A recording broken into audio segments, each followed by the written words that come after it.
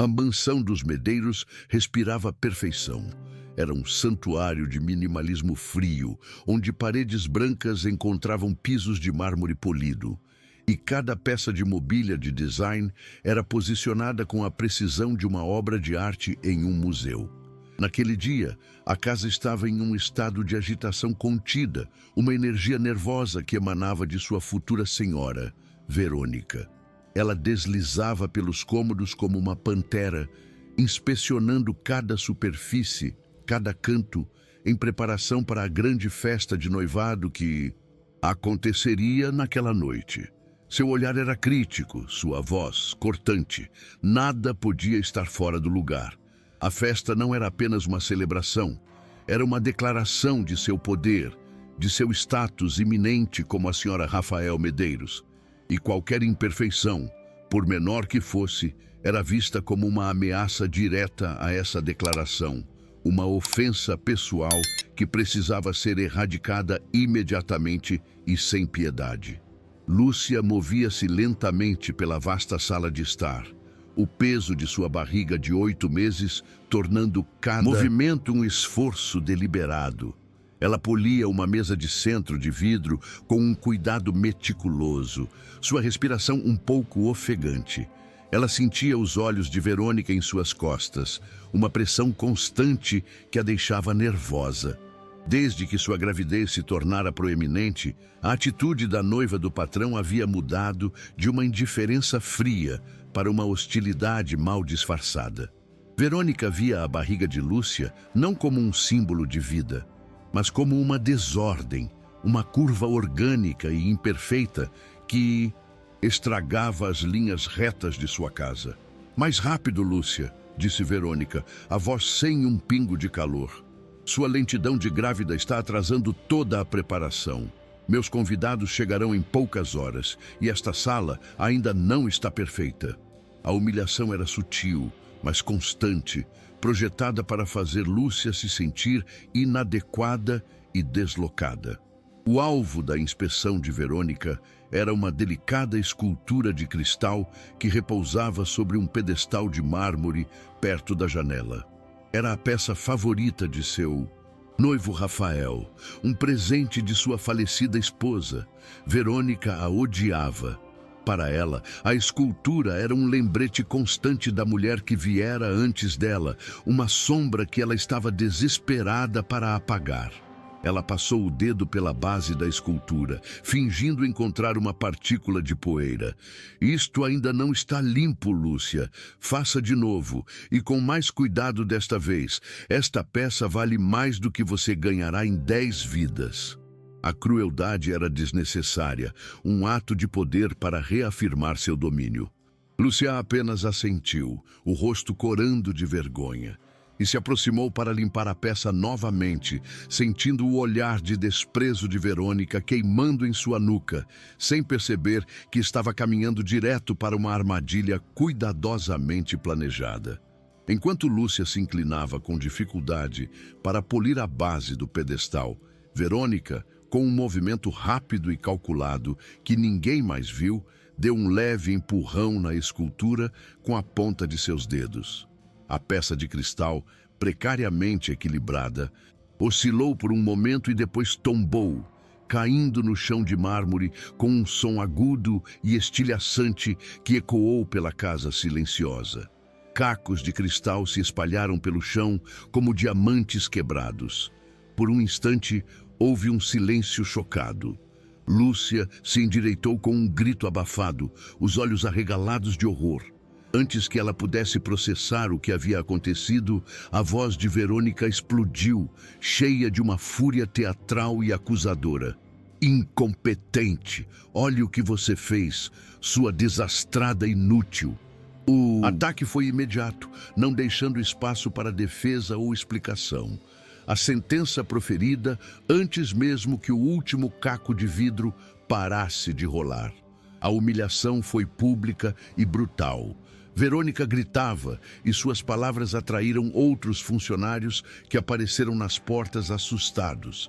Eles viram a cena, a escultura favorita do patrão em pedaços, a faxineira grávida parada em choque e a noiva furiosa apontando um dedo acusador.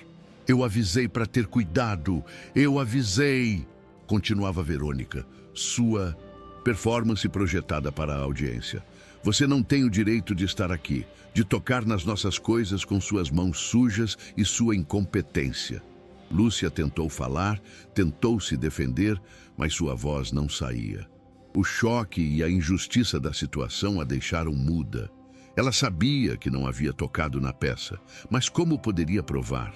Era a palavra dela, uma simples faxineira contra a da futura senhora da casa. Ela já estava condenada. Você está demitida, gritou Verônica, a palavra ecoando pela sala. Eu quero você fora da minha propriedade agora. Não quero mais ver seu rosto nesta casa. A finalidade em sua voz era absoluta.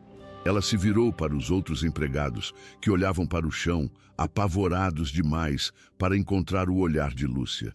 Alguém a acompanhe até a saída e certifiquem-se de que ela não leve nada que não seja dela. A insinuação de que Lúcia era uma ladra foi a última e mais cruel facada. Lúcia sentiu as lágrimas quentes finalmente escorrerem por seu rosto. Não eram apenas lágrimas de tristeza pela perda do emprego, mas lágrimas de uma humilhação profunda, de ter sua honestidade e seu caráter destruídos na frente de seus colegas por um crime que ela não cometeu. O desespero começou a se instalar, frio e pesado. Dona Marlene, a governanta, que vira a cena se desenrolar do corredor, sentiu o coração apertar. Ela conhecia a aversão de Verônica por Lúcia e pela escultura. Ela suspeitava da verdade, da natureza conveniente do acidente. Mas o que poderia fazer? Desafiar Verônica era arriscar seu próprio emprego, sua segurança após anos de serviço. Com o coração pesado, ela se aproximou de Lúcia. Venha, minha filha, disse ela, a voz baixa e cheia de uma piedade que era quase insuportável. Ela colocou um braço gentil ao redor dos ombros de Lúcia e a guiou para fora da sala, para longe dos olhares dos outros e da presença triunfante de Verônica. O som dos cacos de cristal sendo varridos era o som do fim do mundo de Lúcia, e ela não podia fazer nada para impedir. Enquanto era conduzida para fora da mansão pela porta de serviço, Lúcia sentia o pânico começar a tomar conta de seu corpo.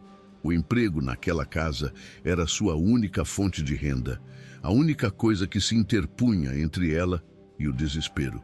Grávida de 8 meses, encontrar outro trabalho seria quase impossível. O aluguel de seu pequeno quarto estava atrasado e o proprietário já a havia ameaçado de despejo. Ela pensou no bebê em seu ventre, em seu futuro, no pequeno enxoval que ela estava montando com tanto sacrifício, comprando uma peça a cada semana. Agora tudo isso estava em risco. A crueldade de Verônica não havia apenas quebrado uma escultura, havia estilhaçado seu frágil mundo, deixando-a à beira de um abismo de incerteza e medo. Ela mal percebeu quando os portões da propriedade se fecharam atrás dela. Rafael Medeiros, o dono da mansão, era uma figura quase mítica para a maioria de seus funcionários, incluindo Lúcia. Ele era um homem que vivia e respirava trabalho, um viúvo que havia se trancado em seu escritório no último andar desde a morte de sua primeira esposa, anos atrás.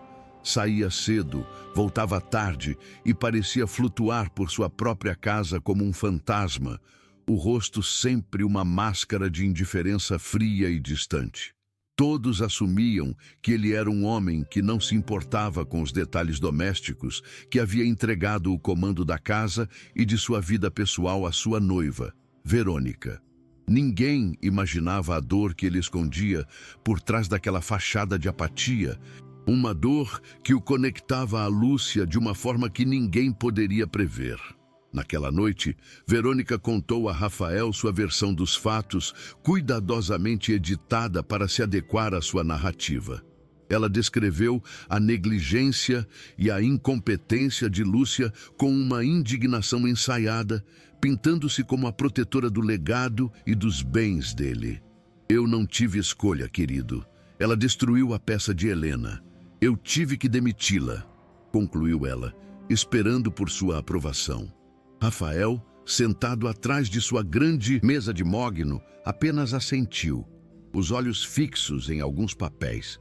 Você fez o que achou certo, Verônica, disse ele, a voz neutra, sem emoção. Verônica sorriu, satisfeita. Ele nem mesmo questionou. Era tão fácil manipulá-lo. Mal sabia ela que a falta de reação dele não era sinal de indiferença, mas o silêncio de um predador que acaba de ouvir algo que desperta seus instintos mais profundos. Mais tarde, naquela mesma noite, muito depois de Verônica ter ido dormir, a luz do escritório de Rafael ainda estava acesa. Ele não estava trabalhando. Estava parado em frente à grande janela de vidro, olhando para a cidade cintilante abaixo, mas não havia. Em suas mãos, ele segurava uma fotografia em uma moldura de prata. Era sua falecida esposa, Helena, sorrindo, a mão repousando protetoramente sobre sua própria barriga de grávida. A tragédia que o havia transformado naquele homem frio e distante foi a perda dela durante o parto. A dor daquele dia nunca o havia deixado. Ele pensou em Lúcia, a faxineira grávida, expulsa de sua casa, acusada e humilhada. A injustiça da situação, a vulnerabilidade dela, espelhava sua própria perda de uma forma tão dolorosa que algo dentro dele, algo que ele pensava estar morto e enterrado, começou a despertar. Ele se sentou em sua cadeira e apertou um botão em seu interfone, um canal direto e seguro para o chefe de sua equipe de segurança. A voz de Jorge soou do outro lado, clara e alerta, mesmo no meio da noite. Senhor Medeiros, Jorge, disse. Rafael, a voz baixa, mas carregada de uma nova e perigosa intensidade. Tivemos um incidente hoje. Uma faxineira foi demitida. Lúcia é o nome dela. Quero saber tudo sobre ela. Onde ela mora, sua situação, tudo. E quero descrição absoluta. Ninguém, especialmente a senhora Verônica, pode saber disso. Jorge, um homem cuja lealdade a Rafael era lendária e absoluta, não fez perguntas. Considere feito, senhor, respondeu ele. A caçada pela verdade havia começado silenciosamente. O desespero de Lúcia era uma espiral descendente. 2 dias após a demissão, ela recebeu a temida carta de despejo. O proprietário de seu pequeno e úmido quarto alugado não aceitou mais desculpas. Ela tinha 1 semana para pagar o que devia ou estaria na rua. O pânico a envolveu como um cobertor gelado. Com sua gravidez avançada, cada porta em que batia em busca de emprego se fechava em seu rosto. Ninguém queria contratar uma mulher prestes a dar à luz. As poucas economias que tinha foram gastas em comida. E agora, ela contava as moedas. Ela se sentia encurralada, uma prisioneira de sua própria condição e da injustiça que havia sofrido. O futuro de seu filho, que antes era uma fonte de esperança, agora era uma fonte de terror. Como ela poderia trazê-lo a um mundo onde não tinha nenhum teto para oferecer? Enquanto Lúcia se afogava em seu desespero, a investigação silenciosa de Rafael avançava. Jorge era eficiente e discreto. Em menos de 48 horas, ele tinha um relatório completo sobre a vida de Lúcia. As informações pintavam um quadro de uma mulher honesta e trabalhadora, uma órfã que lutou por tudo o que tinha, com uma reputação impecável em todos os seus empregos anteriores. Não havia nada, absolutamente nada, em seu passado que sugerisse desonestidade. Jorge também descobriu sobre a ordem de despejo, sobre sua situação financeira precária. Ele apresentou o relatório a Rafael, que o leu em silêncio, o rosto cada vez mais sombrio a cada página. A história de Verônica já começava a apresentar rachaduras, e a imagem da mulher que ele estava prestes a desposar começava a se manchar. Dona Marlene, a governanta, era assombrada pela culpa. A imagem do rosto devastado de Lúcia, ao ser levada para fora, não saía de sua cabeça. Ela sabia em seu coração que a jovem era inocente. Ela conhecia a crueldade de Verônica, sua obsessão pela perfeição e seu desprezo pelos menos afortunados. O silêncio pesava em sua consciência como uma pedra. Ela temia Verônica, temia perder seu emprego, mas o medo de viver com aquela injustiça em sua alma era ainda maior. Ela precisava fazer alguma coisa, mas não podia confrontar Verônica diretamente. Precisava de uma maneira de levar a verdade à única pessoa que poderia fazer algo a respeito: o próprio Dom Rafael. Mas ele era inacessível e Verônica controlava tudo. A solução, ela percebeu, estava em outro lugar, com o homem que era a sombra e os ouvidos do patrão. Enquanto a vida na mansão Medeiros continuava seu curso indiferente, o mundo de Lúcia desmoronava. Ela se encontrava em seu pequeno e úmido quarto alugado, um espaço tão apertado que a cama e uma pequena mesa de cozinha ocupavam quase todo o chão. O contraste com os vastos salões que ela limpava era vertiginoso, um lembrete cruel da distância entre seu mundo e o deles. Na mão, ela segurava o papel que selava seu destino, uma ordem de despejo.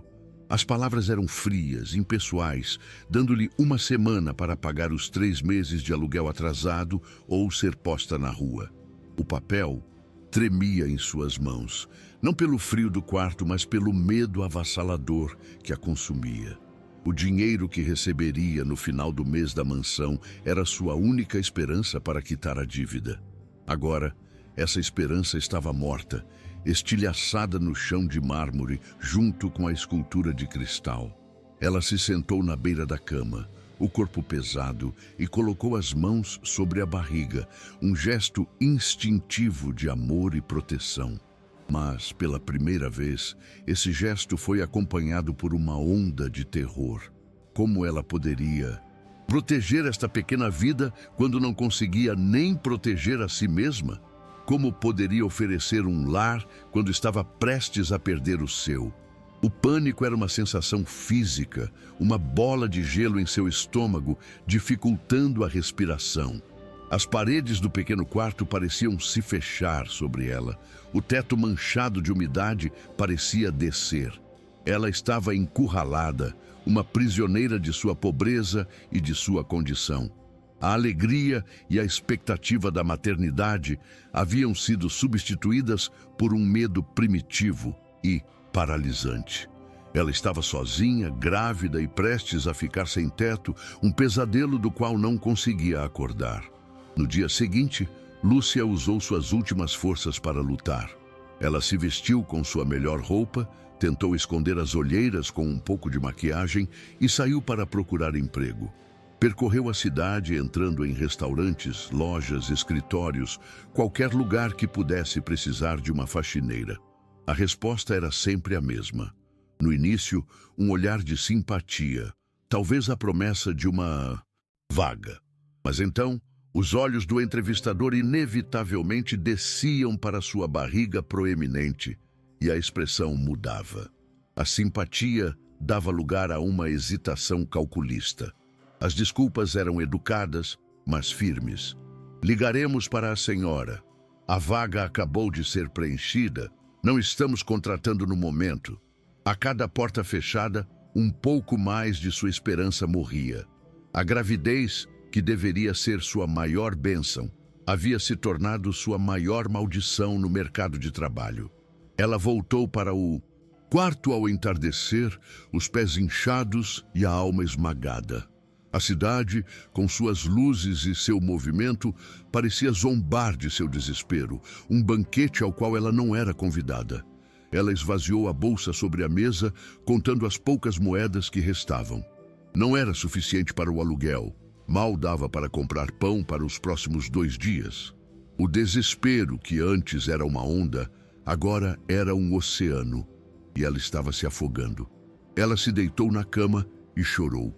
Um choro silencioso e convulsivo, de quem não quer que os vizinhos ouçam sua dor. Chorou pela injustiça, pela impotência, pelo medo do futuro.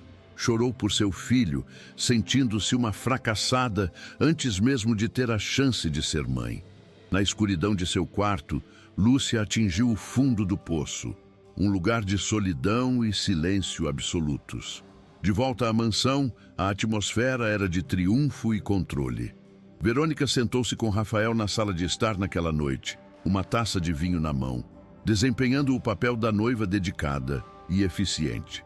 Rafael havia acabado de chegar do trabalho, o rosto, como sempre, uma máscara de cansaço e indiferença.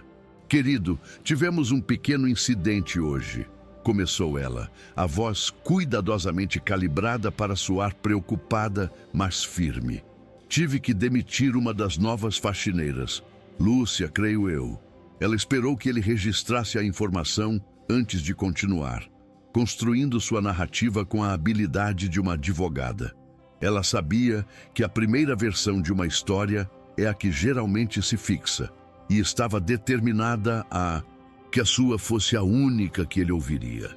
Ela estava limpando a sala de estar e, por pura negligência, derrubou e quebrou a escultura de cristal de Helena, disse Verônica, mencionando o nome da falecida esposa de Rafael para adicionar peso emocional à sua mentira.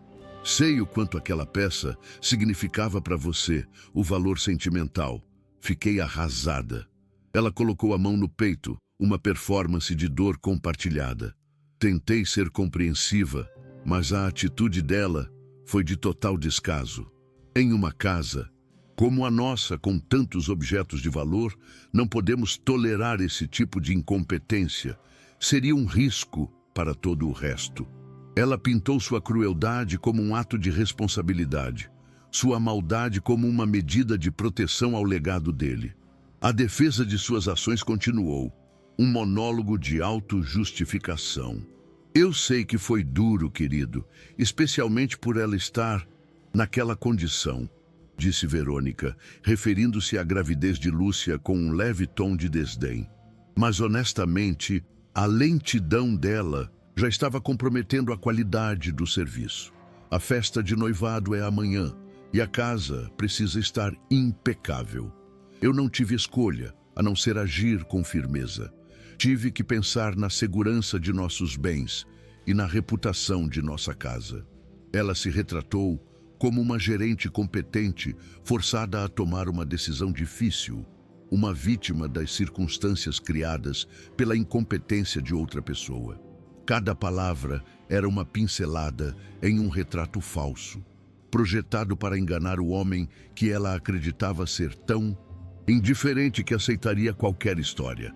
Rafael ouviu todo o relato sem interromper. Seu rosto permaneceu uma máscara inescrutável, os olhos fixos em um ponto distante, como se estivesse processando dados de um relatório de negócios. Verônica terminou sua história e esperou, o coração um pouco acelerado. Uma parte dela temia que ele questionasse, que ele se importasse com a peça quebrada ou com o destino da empregada. Mas, como ela esperava, a reação dele foi mínima. Ele apenas piscou, lentamente, como se despertasse de um devaneio, e assentiu. "Você fez o que achou certo, Verônica", disse ele, a voz neutra sem inflexão. "Confio em seu julgamento para os assuntos da casa." E com isso, ele se levantou e foi para o escritório, deixando-a sozinha na sala de estar. O alívio de Verônica foi tão intenso que ela teve que se sentar. Ela soltou uma pequena risada de triunfo. Havia funcionado perfeitamente. Ele não apenas acreditou nela, como também a endossou, entregando-lhe ainda mais poder. "Confio em seu julgamento." As palavras ecoaram em sua mente, doces como música. Ela se sentia invencível, a rainha indiscutível daquele castelo. Ele era tão fácil de manipular, tão perdido em seu próprio mundo de trabalho e luto, que mal percebia o que acontecia sob seu nariz. Ela tomou um gole de seu vinho, celebrando sua vitória. Mal sabia ela que a indiferença de Rafael não era apatia, mas a calma de um oceano profundo, sob cuja superfície correntes perigosas e poderosas começavam a se mover silenciosamente. A cena mudou. Eram 2 da manhã.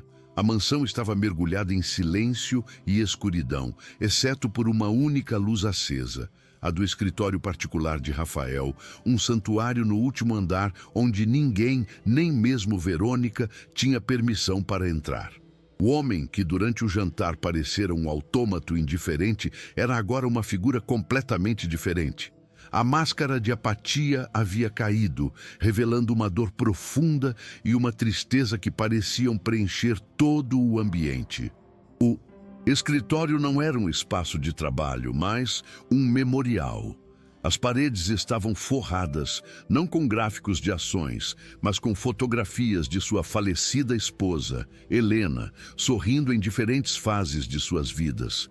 Era um lugar congelado no tempo, um refúgio para uma dor que nunca cicatrizou.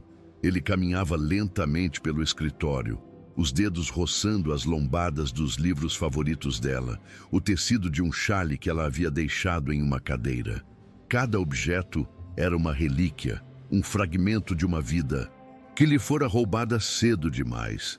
O ar era pesado com memórias, com o cheiro fantasma do perfume dela, com o eco de sua risada. Ali, naquela solidão autoimposta, Rafael não era o bilionário poderoso, mas apenas um homem, um viúvo assombrado por uma perda que o havia quebrado por dentro. O trabalho, a indiferença, a distância, tudo era uma armadura que ele construiu para se proteger de sentir aquela dor novamente. Mas a história de Lúcia, a imagem de uma mulher grávida e vulnerável, havia encontrado uma rachadura naquela armadura. Ele parou em frente à sua grande mesa de mogno, abriu uma gaveta secreta e tirou de dentro uma moldura de prata pesada que ele polia todas as noites. A fotografia era de Helena, radiante, em seu 8º mês de gravidez, com as 2 mãos envolvendo protetoramente sua barriga. Era a última foto que ele tirou dela, dias antes de perdê-la no parto. A semelhança da situação era quase insuportável. Uma mulher, na mesma fase da gravidez, com os mesmos sonhos e medos, agora estava em perigo, expulsa de sua casa, humilhada. A injustiça não era mais um incidente doméstico, como Verônica a descrevera. Para Rafael, era uma profanação, um eco de sua própria tragédia. A dor em seu peito era uma brasa antiga, subitamente avivada. A indiferença que ele projetava para o mundo era uma mentira. Na verdade, ele sentia tudo com uma intensidade esmagadora, e era por isso que se escondia. A história de Lúcia o forçou a confrontar a dor que ele passara anos suprimindo. Ele sentiu uma conexão visceral com a vulnerabilidade dela, uma empatia que o assustou e o despertou. Ele olhou para o rosto sorridente de Helena na foto e sentiu como se ela estivesse lhe pedindo para agir, para honrar sua memória, não se escondendo do mundo, mas protegendo a vida e a inocência que ele não conseguiu salvar no passado. Uma determinação fria começou a se formar em sua alma. Ele guardou a fotografia com cuidado, a ternura em seus movimentos, contrastando com a imagem pública de homem de gelo. Ele se sentou em sua cadeira, o rosto não mais perdido em dor, mas focado, endurecido por uma nova resolução. A apatia havia sido substituída por um propósito. Ele olhou para a cidade adormecida através da janela panorâmica, mas desta vez ele a via de forma diferente. Não como um tabuleiro de negócios, mas como um lugar onde a injustiça acontecia, onde mulheres como Lúcia eram esmagadas pela arrogância de pessoas como Verônica. Ele não podia trazer Helena de volta, mas talvez pudesse oferecer justiça a alguém que representava tudo o que ela havia sido. Uma futura mãe cheia de esperança e vulnerabilidade. Ele apertou um botão discreto em seu console, um canal de comunicação direto e criptografado com o chefe de sua equipe de segurança pessoal. A voz de Jorge soou instantaneamente em seu ouvido, clara e alerta, mesmo no meio da noite. Senhor Medeiros. A lealdade de Jorge era absoluta. forjada em anos de serviço e em uma compreensão profunda da verdadeira natureza de seu patrão. Ele era a única pessoa no mundo que sabia da dor que Rafael escondia. Jorge, disse Rafael, a voz baixa, mas carregada de uma nova e perigosa intensidade. Uma intensidade que Jorge não ouvia há anos. Tivemos um incidente hoje. Uma faxineira foi demitida. O nome dela é Lúcia. Quero um relatório completo sobre ela até o amanhecer. Continuou Rafael, as ordens saindo rápidas e precisas. Quero saber tudo. Onde ela mora, sua situação financeira, sua história, sua reputação. Quero saber o que ela comeu no café da manhã. E Jorge, discrição absoluta é primordial. Ninguém nesta casa, especialmente a senhora Verônica, pode saber que estamos investigando isso. Para o resto do mundo, eu continuo a não me importar com o assunto. Jorge, um homem treinado para entender as entrelinhas, percebeu que aquilo não era uma simples verificação de antecedentes. Era o início de uma operação. Considere feito, senhor, respondeu ele, a voz firme. A caçada pela verdade havia começado silenciosamente, nas sombras da noite. Enquanto a engrenagem silenciosa de Rafael começava a girar, Dona Marlene, a governanta, estava em seu quarto, travando sua própria batalha. Ela não conseguia dormir. A culpa a revirava na cama. Ela tinha visto o acidente. De sua posição no corredor, ela viu o movimento sutil da mão de Verônica, o leve empurrão que enviou a preciosa escultura para o chão. Ela sabia que Lúcia era inocente, uma vítima de um jogo cruel que ela não entendia. Mas o medo a silenciava. Verônica era vingativa e controladora.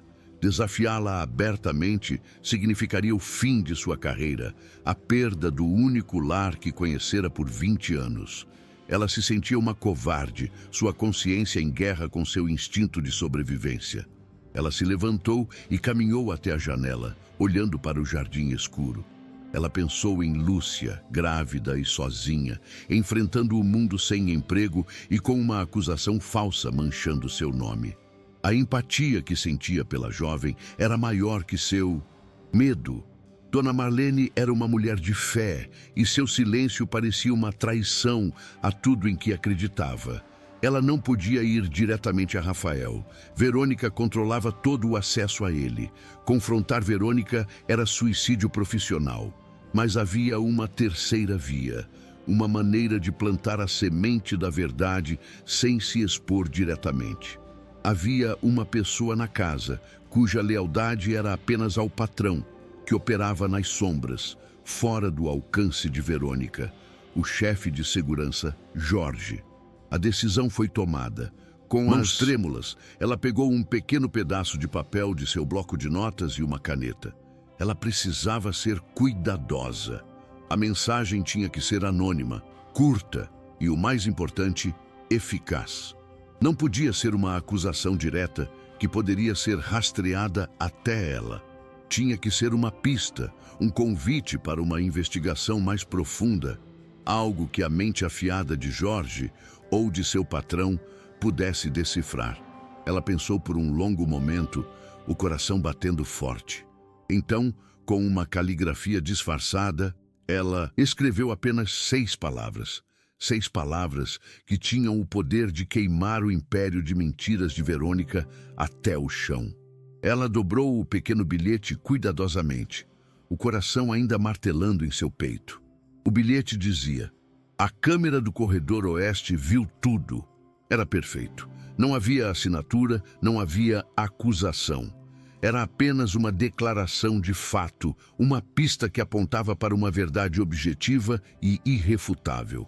Ela sabia da existência daquela pequena câmera de segurança, uma das muitas que Rafael havia instalado anos atrás, e sabia que Verônica, em sua arrogância, provavelmente a havia esquecido. Agora, a questão era como entregar o bilhete a Jorge sem ser vista.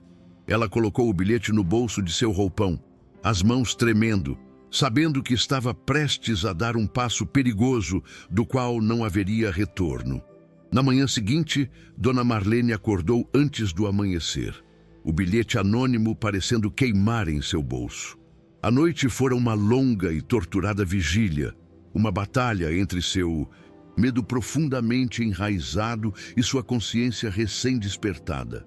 O medo lhe dizia para queimar o papel, para esquecer o que viu, para proteger a si mesma e a vida estável que construiu naquela mansão. Mas a consciência lhe mostrava o rosto de Lúcia, grávida, aterrorizada, e o sorriso triunfante de Verônica. Ela sabia que o silêncio a tornaria cúmplice, uma peça na engrenagem da injustiça. Ao ver os primeiros raios de sol pintando o céu, ela tomou sua decisão. A luz do dia trouxe clareza. Ela não podia viver na escuridão de uma mentira. Ela faria a coisa certa, não importando o custo. A coragem não era a ausência de medo, ela percebeu, mas a ação, apesar dele. Ela precisava de um plano. Entregar o bilhete a Jorge, o chefe de segurança, era uma operação de risco. A mansão, com sua equipe de dezenas de pessoas, era um ninho de olhos e ouvidos. Havia sempre alguém observando e a lealdade de muitos era comprada pela generosidade de Verônica, que distribuía gorjetas e favores para manter sua rede de informantes. Marlene observou a rotina de Jorge com uma atenção redobrada. Ela sabia que ele era ferozmente leal apenas a Rafael, o que o tornava o receptáculo perfeito para a verdade, mas também o tornava perigoso se o plano desse errado. Ela notou que, todas as manhãs, por volta das 10, ele passava alguns minutos sozinho em seu pequeno escritório perto da garagem, revisando os relatórios da noite anterior. Aquela seria sua única janela, um breve momento de vulnerabilidade em sua rotina blindada. O momento da ação chegou e o coração de Marlene batia descontroladamente contra suas costelas. Com o pretexto de levar uma bandeja de café e doces recém-assados para a equipe de segurança, ela caminhou em direção à garagem. Cada passo parecia um trovão em seus ouvidos. Ela viu um dos jardineiros e forçou um sorriso, o gesto parecendo estranho em seu rosto tenso. Ela chegou ao corredor que levava ao escritório de Jorge. A porta estava entreaberta. Ela espiou. Vazio. Ele devia ter ido ao banheiro ou fazer uma ronda rápida. Era agora ou nunca. Com as mãos trêmulas, ela colocou a bandeja em uma mesa próxima, entrou no escritório e, com a velocidade de uma batedora de carteiras, deslizou o pequeno bilhete dobrado para debaixo do teclado do computador dele. O papel parecia um pedaço de gelo, depois um pedaço de brasa em seus dedos. Ela recuou para o corredor, o coração martelando, e pegou sua bandeja, fingindo que estava prestes a entrar quando ele voltasse. A operação inteira não durou mais de 10 segundos, mas pareceram uma eternidade. Ela se sentia ao mesmo tempo aterrorizada e estranhamente aliviada. A semente havia sido plantada. Ela havia feito sua parte, transferindo o peso da verdade de seus ombros para os de outra pessoa. Agora, ela só podia esperar e rezar para que Jorge fosse tão inteligente e leal quanto diziam, e que ele entendesse o significado daquelas 6 palavras. Ela voltou para a cozinha principal, as pernas fracas, mas a alma um pouco mais leve. Ela havia acendido o pavio. Agora, só restava esperar pela explosão, que ela sabia que viria de uma forma ou de outra. Jorge retornou ao seu escritório alguns minutos depois, segurando uma caneca de café. Em sua outra mão estava o relatório preliminar sobre Lúcia, que ele preparara para Rafael. As informações eram claras. A mulher tinha uma ficha impecável. Havia trabalhado em 3 outras casas de família antes, sempre com referências excelentes que a descreviam como honesta, trabalhadora e confiável. Ela não tinha antecedentes criminais, nem mesmo uma multa de trânsito. A história de Verônica, de uma ladra incompetente, já soava falsa, mas ele não tinha provas. Apenas a intuição de um profissional experiente. Ele se sentou em sua mesa, a mente trabalhando, sentindo que havia uma peça faltando naquele quebra-cabeça, Uma peça que explicaria a discrepância entre a reputação de Lúcia e a acusação de Verônica. Ao pousar a mão sobre o teclado para começar a digitar um resumo para Rafael, seus dedos sentiram algo. Um pequeno quadrado de papel dobrado. Ele franziu a testa. Não estava ali quando ele saiu. Ele pegou o bilhete, o material barato contrastando com a tecnologia de ponta de seu escritório. Olhou para o corredor. Vazio. Ninguém à vista. A curiosidade misturada com a suspeita de um homem treinado para ver ameaças em toda parte o dominou. Ele desdobrou o papel lentamente. A caligrafia era apressada, talvez disfarçada, e a mensagem, embora curta, era eletrizante. A câmera do corredor oeste viu tudo. Não era uma ameaça. Era uma pista, um convite. E para um homem como Jorge, era irresistível. Seu cérebro de segurança processou a informação instantaneamente. O corredor oeste. Ele sabia que a maioria das câmeras naquela área havia sido desativada a pedido de Verônica por razões estéticas. Mas havia um modelo mais antigo e discreto que cobria a entrada da sala de estar, exatamente onde ficava o pedestal da escultura. Verônica, em sua arrogância, provavelmente nem se lembrava dela. A mensagem anônima era um risco, poderia ser uma armadilha, mas sua lealdade a Rafael exigia que ele investigasse. A história de Verônica já cheirava mal, e aquele bilhete era a confirmação de que alguém de dentro da casa pensava o mesmo. Alguém que tinha medo demais para falar, mas coragem suficiente para apontar o caminho. Sem dizer uma palavra a ninguém, Jorge trancou a porta de seu escritório e se dirigiu, não para a sala de estar, mas para o subsolo da mansão. Lá, atrás de uma porta de aço discreta, ficava o coração eletrônico da propriedade.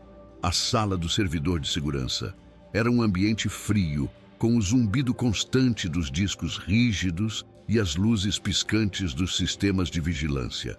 Era seu domínio, um lugar ao qual apenas ele e Rafael tinham acesso irrestrito. Ele sentou-se em frente ao terminal principal, os dedos voando sobre o teclado. Ele não estava mais investigando Lúcia, estava investigando Verônica. E ele sabia que, se a pista do bilhete estivesse correta, ele estava prestes a encontrar a verdade nua e crua. Ele isolou o feed da câmera do corredor oeste, retrocedendo a gravação para a hora exata do acidente. A imagem surgiu na tela, granulada, mas clara. Ele viu a cena se desenrolar exatamente como os outros funcionários haviam descrito em seus relatórios iniciais. Verônica inspecionando, Lúcia limpando. Ele viu Verônica se aproximar do pedestal. Ele viu sua boca se mover, as palavras cruéis inaudíveis, mas a linguagem corporal agressiva. Então ele viu o momento. Ele deu zoom, aumentando a imagem e seu sangue gelou. Não havia dúvida. A mão de Verônica se moveu, um toque sutil, quase imperceptível, na borda da escultura.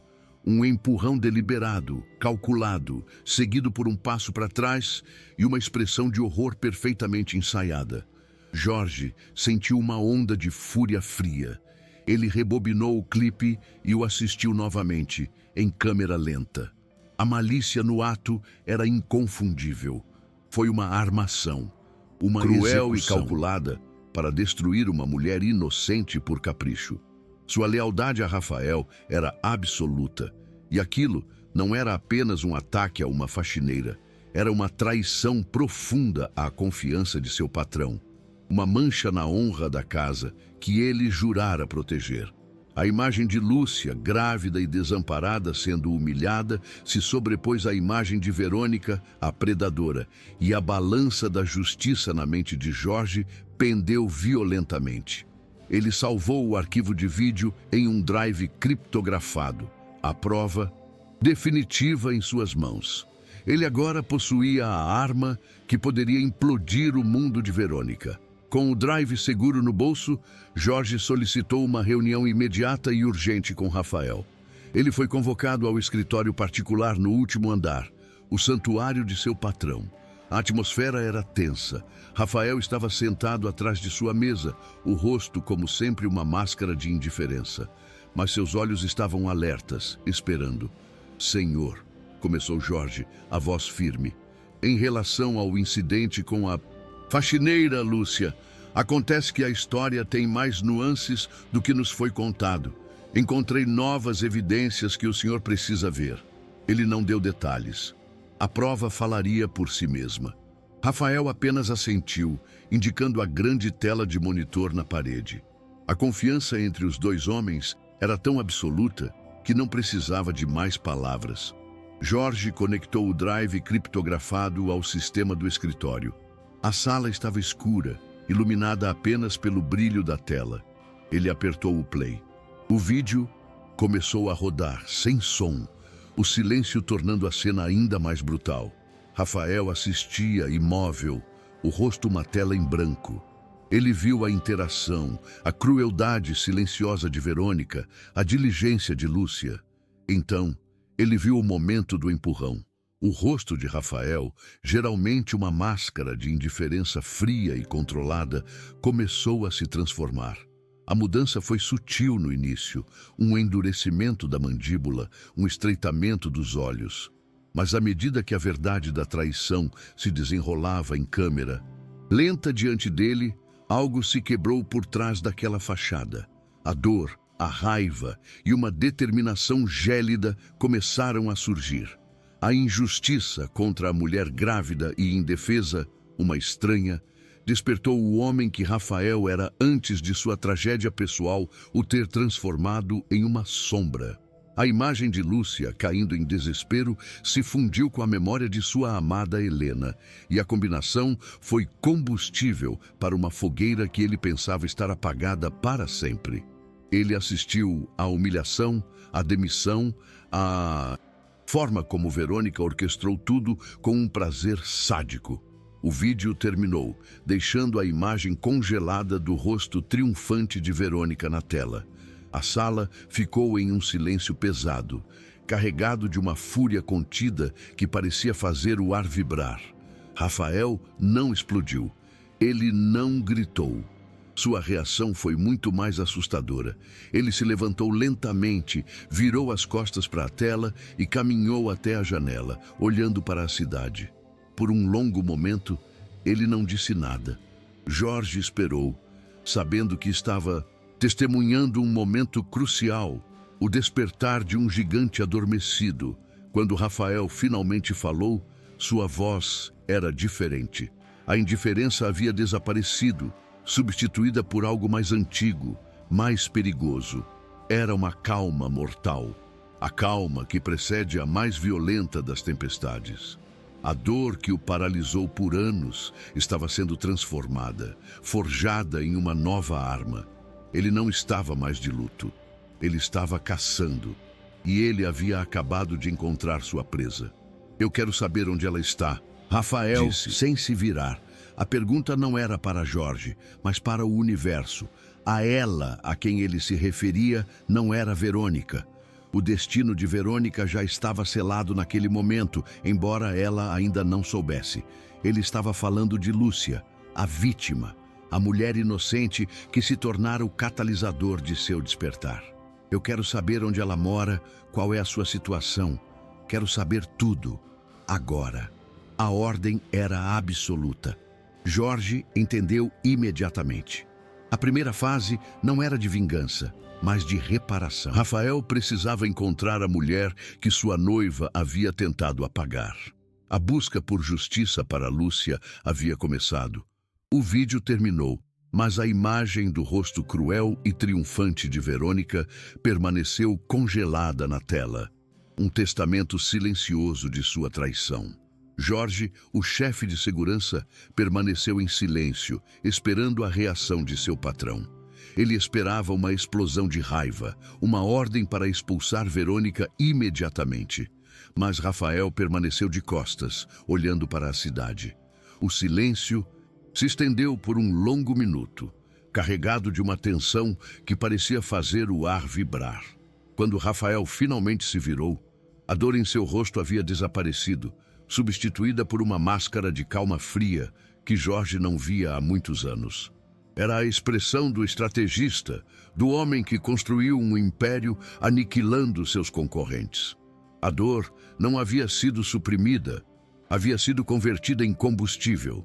O gigante adormecido havia finalmente despertado, e seu primeiro pensamento não era destruir, mas entender a extensão do dano.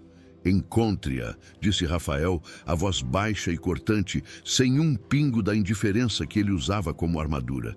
Jorge entendeu imediatamente que a ela a quem ele se referia era Lúcia, a vítima inocente em todo aquele jogo sórdido. Quero saber tudo sobre ela, Jorge. Onde ela está agora? Qual é a sua situação? Preciso de um relatório completo em minha mesa em 1 hora. A ordem era clara, a urgência absoluta. Jorge assentiu, um brilho de admiração em seus olhos. Ele estava testemunhando o retorno do verdadeiro Rafael Medeiros, o homem decisivo e implacável que ele tanto respeitava. Enquanto Jorge saía apressadamente do escritório para mobilizar sua equipe, Rafael voltou sua atenção para a tela. Ele assistiu ao vídeo novamente, desta vez não como um marido traído, mas como um general estudando o campo de batalha, memorizando cada detalhe da crueldade de sua inimiga. Sozinho em seu santuário, Rafael foi forçado a confrontar não apenas a traição de Verônica, mas sua própria negligência. Ele se permitira viver como um fantasma em sua própria casa, tão consumido por sua dor passada que se tornou cego para a podridão que crescia sob seu teto. Ele havia entregado as chaves de seu reino a uma mulher que ele mal conhecia, permitindo que sua frieza e crueldade florescessem sem controle. Cada grito de Verônica no vídeo, cada lágrima de Lúcia, era um eco de sua própria falha. Ele havia se tornado tão indiferente que sua casa deixou de ser um lar, para se tornar um ambiente onde os fracos podiam ser esmagados impunemente. A culpa era uma sensação amarga, mas necessária. Ela o lembrava de que ele não era apenas uma vítima da traição de Verônica, mas um cúmplice por omissão. E essa percepção acendeu nele uma nova e feroz determinação. Ele caminhou até a parede e pegou a fotografia de Helena, sua falecida esposa. O sorriso dela parecia questioná-lo. Ele havia se escondido atrás do luto por tanto tempo, usando-o como uma desculpa para se afastar do mundo, para não se envolver, para não sentir. Mas agora, a injustiça contra Lúcia, uma mulher na mesma condição vulnerável que Helena estivera, parecia uma profanação de sua memória. Ele sentiu como se tivesse falhado com Helena novamente, ao permitir que tal crueldade acontecesse em um lugar que ela havia enchido de amor. Ele fez uma promessa silenciosa à fotografia. Não mais. Ele não se esconderia mais. Ele usaria o poder e a riqueza que acumulou, não apenas para punir os culpados, mas para proteger os inocentes. O luto não seria mais uma prisão, mas um memorial, e a justiça seria sua oferenda. Com a decisão tomada, a transformação foi completa. O homem de luto deu lugar ao estrategista implacável. Ele se sentou em sua mesa e, pela primeira vez em anos, seus olhos não estavam vazios, mas brilhando com um propósito gelado. Ele pegou seu telefone seguro e fez a primeira de uma série de chamadas. A primeira foi para seu banqueiro particular em Genebra. A conversa foi curta, críptica, cheia de códigos e números. Envolvia a movimentação de somas massivas de dinheiro, o congelamento de linhas de crédito e a alteração de beneficiários em fundos fiduciários. Ele estava, silenciosamente, cortando as artérias financeiras de Verônica, garantindo que quando o machado caísse, ela não teria para onde correr, nenhum recurso para se apoiar.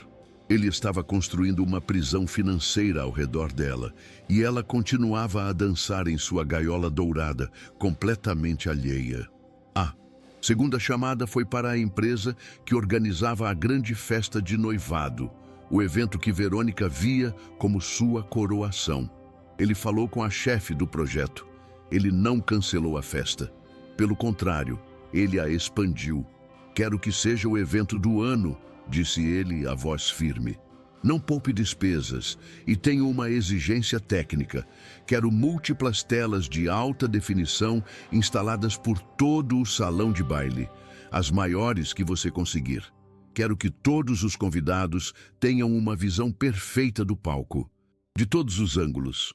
A organizadora, surpresa com o súbito envolvimento do noivo recluso, concordou entusiasticamente, sem fazer ideia de que estava ajudando a montar o palco para a mais espetacular execução social que a cidade já vira. O baile de Verônica se tornaria seu tribunal. Sua terceira ligação foi para a chefe de uma das mais poderosas e discretas agências de relações públicas da cidade. Preciso de um dossiê completo, disse Rafael. Quero saber tudo sobre os principais colunistas sociais, jornalistas de celebridades e influenciadores que estarão na minha festa. Quero saber quem Verônica tenta impressionar, quem são seus confidentes na mídia, quem são seus inimigos. Ele estava mapeando o campo de batalha social, identificando os canais pelos quais a humilhação de Verônica seria mais eficazmente disseminada. Ele não queria apenas derrotá-la, ele queria apagar sua imagem pública, usar a mesma arma que ela valorizava acima de tudo, a opinião da alta sociedade, para destruí-la completamente. A vingança seria tão pública quanto o ego dela. Enquanto Rafael movia suas peças no tabuleiro de xadrez, Verônica vivia em um paraíso de ignorância. Naquele mesmo dia, ela estava em um spa de luxo, recebendo uma massagem e reclamando com uma amiga ao telefone sobre o estresse de organizar a festa. É exaustivo, querida. Rafael não ajuda em nada, como sempre. É como se ele nem existisse. Mas não se preocupe, a festa será lendária. Será a minha verdadeira chegada. Ela se via no auge de seu poder, segura em seu controle sobre Rafael e seu império. A demissão da faxineira incompetente já era uma memória distante, um pequeno e satisfatório exercício de poder. Ela não fazia ideia de que, enquanto relaxava, o homem que ela desprezava estava metodicamente construindo a armadilha mais elaborada e cruel de sua vida, usando sua própria festa como isca. A ironia da situação era quase poética. Verônica, a mestra das aparências, estava prestes a ser destruída por uma verdade capturada em vídeo. Ela, que vivia para a admiração da alta sociedade, seria humilhada na frente de todos os seus membros. Rafael, o homem que ela considerava uma concha vazia e indiferente, revelava-se um estrategista paciente e letal. A cada telefonema, a cada ordem, ele tecia uma teia mais apertada ao redor dela. Ele não estava apenas planejando uma vingança, estava orquestrando uma obra-prima de justiça poética. A festa de noivado, que deveria celebrar a união deles e o triunfo dela, se tornaria o palco de sua separação e de sua queda espetacular e inesquecível. Jorge retornou ao escritório no final da tarde, o rosto grave. Encontrei-a, senhor. Ele colocou um tablet na mesa de Rafael. As informações eram ainda piores do que Rafael temia. O relatório mostrava fotos do pequeno e decrépito quarto de Lúcia, a notificação de despejo pregada na porta, as prateleiras quase vazias. O proprietário deu a ela uma semana. Ela sai amanhã, disse Jorge. Nossas fontes dizem que ela passou os últimos dias procurando emprego, mas ninguém contrata uma mulher em seu estado. Ela está sem dinheiro e sem ter para onde ir. Cada palavra era um novo peso na consciência de Rafael, uma nova camada de combustível em sua fúria contra a crueldade casual de Verônica. Rafael olhou para as fotos, para o rosto cansado de Lúcia, capturado por uma lente de longa distância. Ele viu a dignidade ali, mesmo em meio ao desespero. Viu a mão dela descansando sobre a barriga, um gesto de proteção que ele conhecia tão bem. A injustiça era esmagadora. Ele, com sua riqueza incalculável, vivia em um palácio, enquanto a mulher que sua noiva havia destruído por capricho estava prestes a ser jogada na rua. A disparidade o enojou. Ele não podia consertar o mundo inteiro, mas podia consertar aquilo. Ele podia usar seu poder, não para destruir, mas para proteger. A decisão foi instantânea, uma necessidade moral que ele não podia ignorar. Ele se virou para Jorge, os olhos cheios de uma nova e urgente missão. Cuide disso, Jorge, disse Rafael, a voz firme. Quero que o aluguel dela seja pago, não apenas o que ela deve, mas por um ano inteiro. E faça isso anonimamente. Use uma de nossas fundações de caridade como fachada. Ela não pode saber que veio de mim, não ainda. Ele queria aliviar o sofrimento dela, não comprar sua gratidão. A ajuda tinha que ser tão pura quanto o gesto dela havia sido. Ela já sofreu o suficiente por causa desta casa. Não vou permitir que ela passe mais uma noite se preocupando com um teto sobre sua cabeça. Era o primeiro ato de sua nova resolução. Um pequeno passo para equilibrar a balança da justiça. Um ato secreto de bondade para combater um ato público de maldade.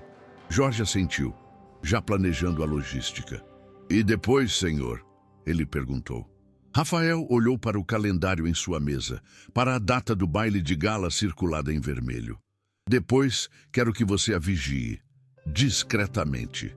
Garanta que ela esteja segura, que nada lhe aconteça. Quero uma equipe monitorando o prédio dela 24 horas por dia, sem que ela perceba.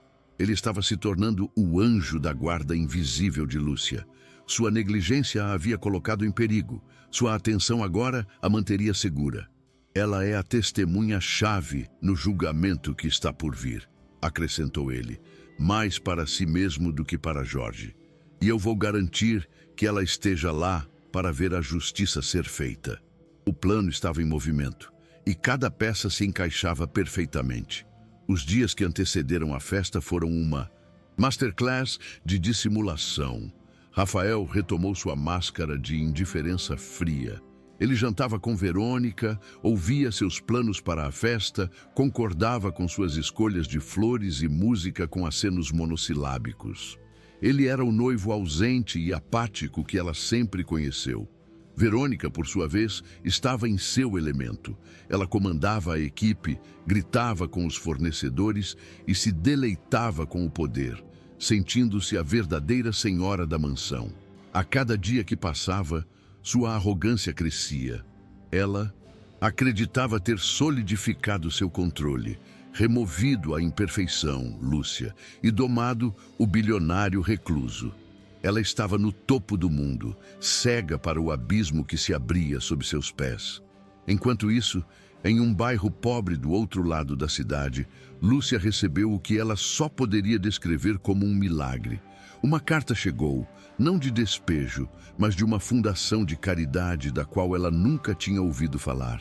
A carta informava que um benfeitor anônimo, comovido com as histórias de mulheres em sua situação, havia quitado seu aluguel por um ano inteiro. Lúcia leu a carta 3 vezes, as lágrimas escorrendo por seu rosto, mas desta vez eram lágrimas de alívio e gratidão. Ela não conseguia entender. Em um mundo que parecia tão cruel e indiferente, uma mão invisível havia se estendido para salvá-la. Aquele ato de bondade anônima restaurou um pedaço de sua fé na humanidade, dando-lhe a força para continuar, para focar no futuro de seu filho, sem saber que seu anjo da guarda estava muito mais perto do que ela imaginava. A noite da festa chegou. A mansão Medeiros brilhava como uma joia na escuridão, cada janela acesa, a música suave flutuando pelo ar. Carros de luxo formavam uma fila na entrada, depositando a elite da cidade no tapete vermelho. Verônica era a anfitriã perfeita, recebendo os convidados com um sorriso radiante, vestida com um vestido de alta costura que custava mais do que a casa de Lúcia. Ela estava no auge, o centro das atenções, a futura rainha da sociedade. Rafael estava ao seu lado, um acessório elegante, em seu terno impecável, sorrindo para as câmeras, o braço possessivamente ao redor da cintura dela. Ele desempenhava seu papel com uma perfeição gelada. O noivo orgulhoso e distante. Ninguém poderia ver a tempestade em seus olhos. Dentro do salão de baile, a opulência era ofuscante. O champanhe fluía e as conversas eram um zumbido de negócios e fofocas. Verônica circulava pela sala, rindo, charmosa, aceitando os parabéns por seu noivado e pela festa. Espetacular. Ela se sentia invencível. Olhou para Rafael, que estava conversando com um senador, e sentiu uma onda de orgulho possessivo. Ele era dela. A fortuna era dela. O poder era dela. Ela havia vencido. Em um canto discreto, Jorge, o chefe de segurança, observava-a com olhos frios. Ele pegou seu comunicador de pulso e sussurrou uma única palavra. Agora. Em uma sala de controle escondida, um técnico de vídeo apertou um botão e as luzes do salão diminuíram, direcionando a atenção de todos para o palco principal. Rafael subiu ao palco, os aplausos ecoando pelo salão. Ele se aproximou do microfone, um copo de champanhe na mão. Verônica o observava do pé do palco, o rosto brilhando de orgulho. Boa noite a todos, começou Rafael, a voz calma e ressoante. Obrigado por se juntarem a nós esta noite para celebrar meu noivado com a bela Verônica. Ele ergueu a taça para ela e ela sorriu, radiante. As pessoas dizem que, em momentos como este, celebramos o amor, a confiança e a lealdade. E esta noite eu gostaria de falar sobre exatamente isso, sobre a verdade. Seu tom mudou sutilmente, ganhando um peso que fez alguns convidados franzirem a testa. A atmosfera festiva começou a se dissipar, substituída por uma curiosidade tensa. Rafael colocou a taça de lado. Recentemente, realizei um pequeno experimento social para testar esses valores. Queria ver o que acontece quando a compaixão é confrontada com a crueldade, quando a honestidade é confrontada com a mentira. Verônica começou a se sentir desconfortável, o sorriso congelado em seu rosto. O que ele estava fazendo? Isso não fazia parte do roteiro. E, para ilustrar minhas descobertas, continuou Rafael, gostaria de compartilhar com vocês um pequeno vídeo, algo em que minha noiva teve um papel de destaque. Ele fez um sinal quase imperceptível para a parte de trás do salão. As luzes diminuíram ainda mais, e as enormes telas de alta definição que ele havia mandado instalar ganharam vida, banhando o salão em uma luz fria e azul. O show estava prestes a começar. As gigantescas telas de alta definição ganharam vida, banhando o salão de baile em uma luz fria e azulada. Um silêncio confuso se espalhou pela multidão. Os convidados, esperando um vídeo sentimental sobre o casal, viram surgir a imagem granulada, mas inconfundível, do corredor oeste da mansão. No início, a cena era banal. Uma faxineira grávida limpando metodicamente. Então, Verônica entrou em cena, sua figura elegante e familiar, murmúrios de reconhecimento. O áudio claro e cristalino captou sua voz cortante, suas críticas sobre a lentidão de Lúcia. A elite da cidade assistia, desconfortável, a uma cena de repreensão doméstica, ainda sem entender o propósito daquilo. Verônica, no pé do palco, sentiu a primeira pontada de pânico, uma sensação gelada em seu estômago. Ela reconheceu a cena, mas não conseguia entender como ou porquê. A armadilha de Rafael, silenciosa e invisível até então, começava a se fechar. Ao seu redor, o vídeo continuou. A multidão assistiu agora em um silêncio hipnótico à cena da escultura de cristal. Eles viram Verônica se aproximar, ouviram suas palavras cruéis sobre o valor da peça. E então eles viram o ato. A câmera, posicionada perfeitamente, capturou o movimento sutil, o leve, mas deliberado empurrão da mão de Verônica. O som agudo do cristal se quebrando ecoou pelos alto-falantes do salão, fazendo vários convidados estremecerem. O que se seguiu foi ainda mais chocante. Eles ouviram a explosão de fúria fingida de Verônica, suas acusações teatrais, a forma como ela culpou a mulher inocente. Gritos de espanto e indignação começaram a surgir entre os convidados. A noiva perfeita, a socialite charmosa, foi desmascarada, sua crueldade exposta para que todos vissem. A máscara havia caído, revelando o monstro por baixo. O rosto de Verônica, iluminado pela luz das telas, passou por uma rápida sucessão de emoções. Choque, negação, pânico e, finalmente, uma fúria impotente. Ela olhou para Rafael no palco e a indiferença fria que viu nos olhos dele a aterrorizou mais do que os olhares de julgamento da multidão. Ela estava completamente exposta, sua reputação, a única moeda que ela realmente valorizava, sendo queimada em praça pública. O vídeo terminou e um silêncio pesado e acusador caiu sobre o salão. Cada par de olhos estava fixo nela. Ela se sentiu nua, dissecada, julgada por centenas de pessoas que até minutos atrás a invejavam e a admiravam. Seu instinto primário foi fugir. Ela se virou, tentando correr para a saída, para a escuridão, para longe dos olhares. Mas não havia para onde fugir. 2 seguranças de aparência impecável, os homens de Jorge, moveram-se com uma eficiência discreta, bloqueando seu caminho. Ela estava presa. Rafael, ainda no palco, ergueu o microfone novamente. Sua voz era calma, mas ressoava com o poder de um trovão. Como eu disse, esta noite é sobre a verdade, disse ele olhando diretamente para ela. E a verdade é que não posso unir minha vida a alguém cuja fundação é construída sobre a mentira e a crueldade. Ele fez uma pausa, deixando o peso de suas palavras assentar. Verônica, na frente de todos que você tanto se esforça para impressionar, eu digo que nosso noivado acabou e você não é mais bem-vinda em minha casa. A humilhação foi absoluta, uma execução social realizada com a precisão de um cirurgião. Um murmúrio chocado percorreu a multidão. Verônica, derrotada e cercada, parecia pequena e patética. Mas Rafael ainda não havia terminado.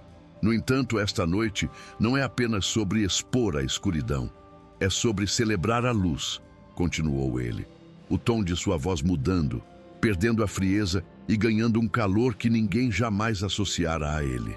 Muitos de vocês sabem que perdi minha primeira esposa, Helena, há muitos anos. O que poucos sabem é que a perdi durante o parto. Desde então, a alegria de uma nova vida sempre esteve, para mim, entrelaçada com a dor da perda. Ele se abriu para a multidão, mostrando uma vulnerabilidade que era ao mesmo tempo desarmante e poderosa.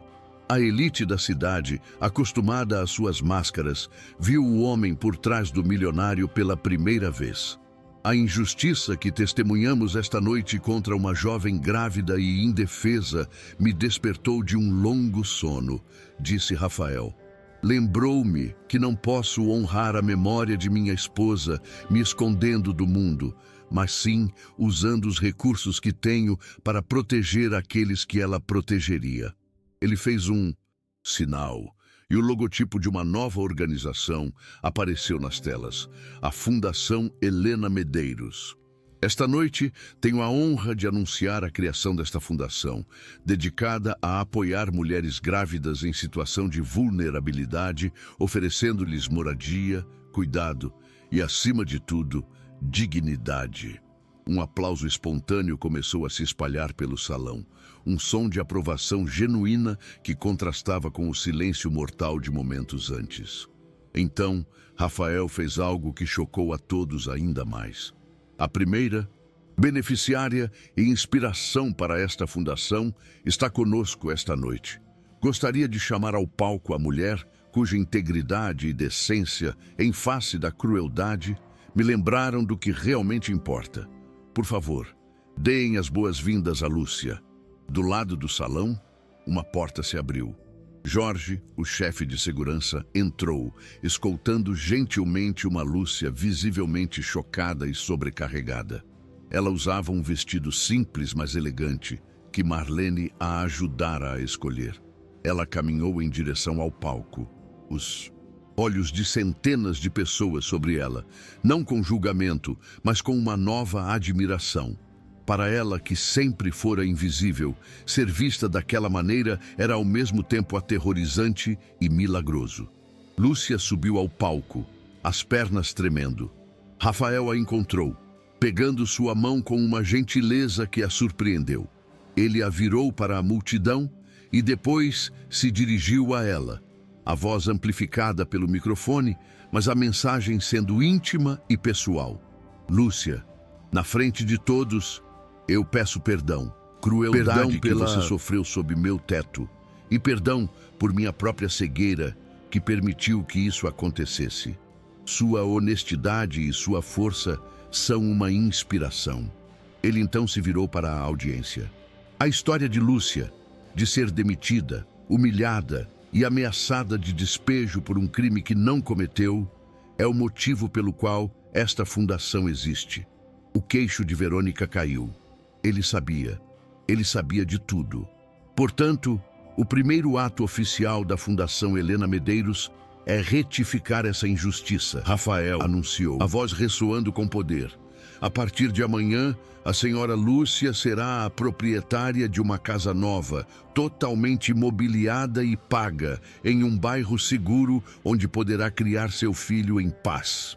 Um grito de espanto e alegria percorreu a multidão. Lúcia levou a mão à boca, as lágrimas agora escorrendo livremente, mas eram lágrimas de incredulidade e alívio. Além disso, continuou Rafael, a Fundação está estabelecendo um fundo fiduciário para a educação completa de seu filho, da pré-escola à universidade. O salão explodiu em um aplauso estrondoso. A justiça não era apenas uma palavra, era uma casa, um futuro, uma vida transformada. Lúcia, de pé no palco, chorava de uma forma que não chorava há anos. Não era o choro silencioso do desespero em seu quarto escuro, mas um choro de catarse, de um peso sendo levantado de seus ombros. A bondade que ela havia mostrado a um estranho na rua havia retornado para ela de uma forma que ela nunca poderia ter imaginado. Rafael a observava, e em seu rosto havia um vislumbre de paz que ele não sentia desde a morte de Helena. Ele não havia apenas feito justiça, ele havia criado esperança, tanto para Lúcia quanto para si mesmo. Ele olhou uma última vez para Verônica, cujo rosto estava petrificado em uma máscara de ódio, e depois de volta para Lúcia, cujo rosto estava banhado em uma luz de gratidão.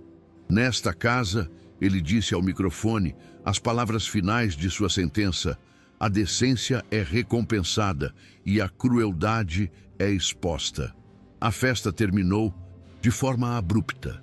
Os convidados saíram em um zumbido de fofocas e admiração. Verônica foi discretamente escoltada para fora da mansão por uma saída lateral. Sua queda social tão rápida e brutal quanto sua ascensão havia sido calculada. Ela não era mais a rainha da noite.